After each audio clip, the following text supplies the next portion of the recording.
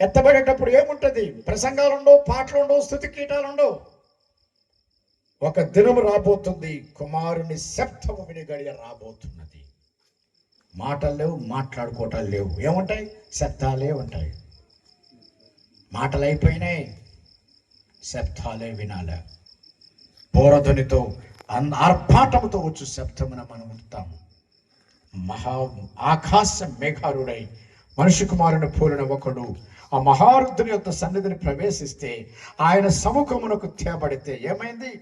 సకల జనులను, రాజ్యములు, ఆయా భాషలు మాట్లాడే వారందరూ ఆయన్ను సేవించినట్లు ప్రభుత్వము, మహిమ, ఆధిపత్యం ఆయనకు ఇవ్వబడేను.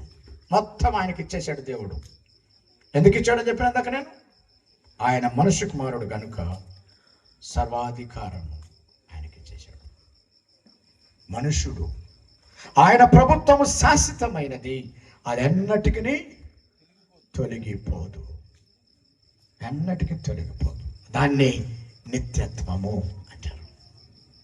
ప్రార్థన చేసుకుందామా? ప్రభు వైపు చూద్దాం.